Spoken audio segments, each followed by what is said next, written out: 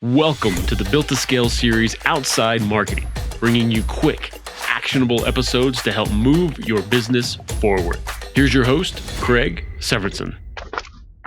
What's up, everybody, and welcome to episode 19 of Outside Marketing. This is the show where we ask the question, how do you build a thriving business without sacrificing your personal life? I am Craig Severinson, and today we're going to be talking about short-term pain for long-term growth. And if you're enjoying this content, please check out builttoscalehq.com. That's where the podcast lives. That's where more resources live. And that's where you can find out how you can work with me as well to implement this stuff in your business. So let's talk about short-term pain for long-term gain or growth. And this is on my mind because yesterday, my upper back was just seizing up. I was in so much pain. I was trying to type. I've got a presentation this afternoon. I've got 100 people registered, and I'm trying to work on the presentation, and I just can't even sit at my desk. I was in so much pain. And I stopped, and I went upstairs, and I was like, oh, man. And I don't know if you guys ever get back pain or how it works for you, but I know that there's a giant knot that's like below all the muscle, all the fat, like buried underneath my the bone for my shoulder blade, right? Like underneath there's a knot, and if I could just get that knot, I would feel a ton better. So what do I normally do is get a tennis ball and I sit on the ground and I roll it out. And so I'm using this tennis ball yesterday, and guess what? Not working, not cutting it.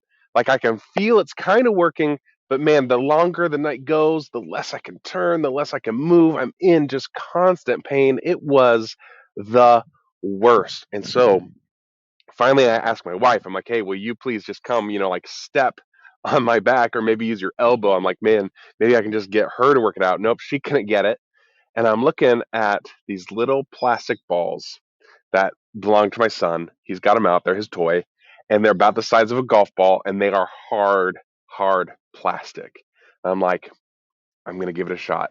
So I put it on underneath my back and I start to roll my back out. And I got to tell you, it was one of the most painful things I've ever done. But here's the thing, it got the job done.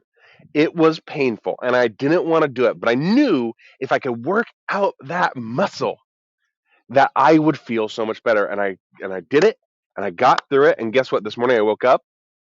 I'm moving around. You like that? Yeah, I'm feeling good, right? The pain is, I got a little bit of pain still. I might hit that ball again. But honestly, like I am feeling so much better because I did something painful that I didn't want to do that was for my own good and got me where I want to go. Okay, so here is the parallel, right? In business, we've got a similar issue that happens where it's not working exactly the way we want it to work. It's not going the way we want it to go. We're not reaching the goals we want to reach. And lots of times, the fix is not easy. The fix is something that we might not want to do. And so we put it off and we don't do it.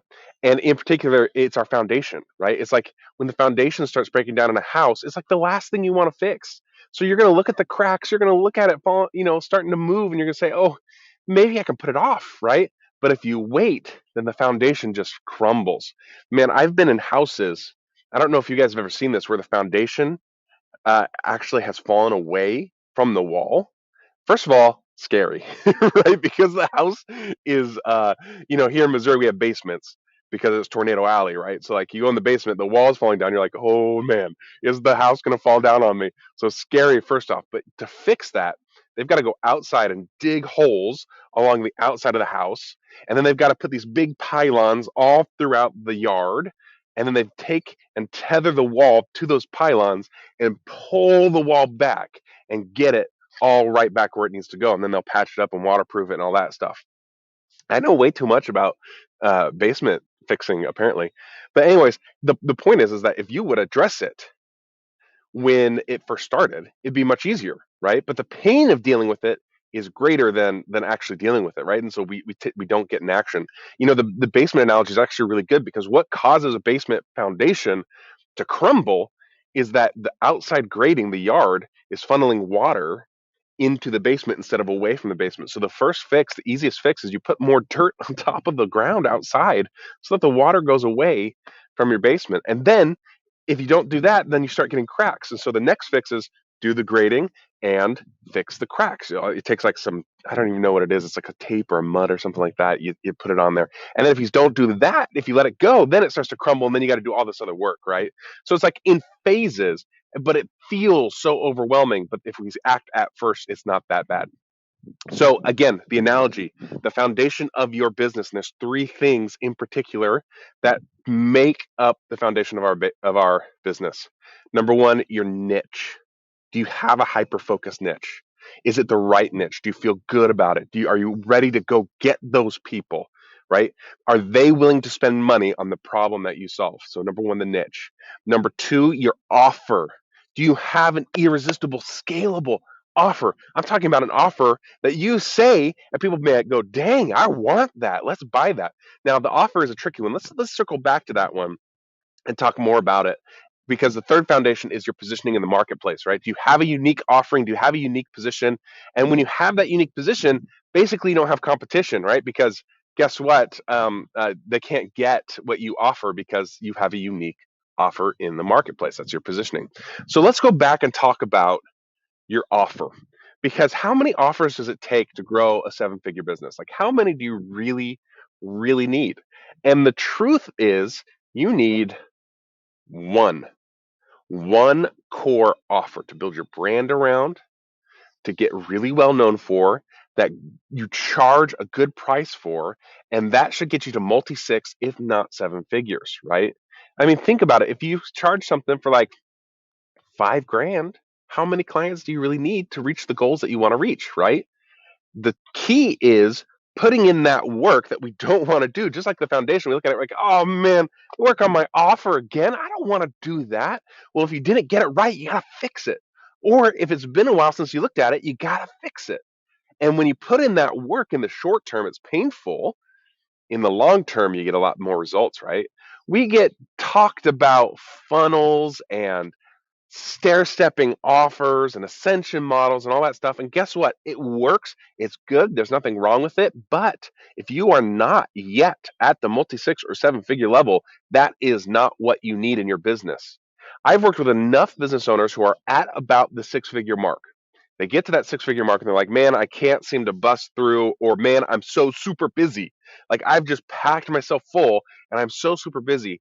And you know what the answer is? Almost 90% of the time, we adjust their offer. It is not the offer to take them to multi six or seven figures. You do that work and adjust that one core offer, and then bam, you can explode to those higher levels. But if you try to introduce 10 more offers, even 3, 4 more offers, guess what? Your attention gets split. You don't yet have the money and the momentum to put ads and team behind every single offer. And so you flounder and your business starts to go down. So instead of trying to do all this ascension model and stuff like that, focus on one core offer. And then as you gain traction and you start getting to that multi six, seven figure level, you can start introducing those offers to get you to the multiple seven and beyond, right? Like that's the idea there. Because if you run ads, you need to spend money to make money. And if you don't have money coming in, then ads are not a very good proposition. You'll lose a lot of money. All right, that's what I got for you. So long-term success because of short-term in uncomfortableness. Don't you love how I'm like stumbling over my words here? Uncomfortableness, right? Pain in the short term so that you can have long-term growth. And in particular, what we're talking about is looking at your foundation and making sure it's all lined up. And this is exactly what I do with my clients inside of my services.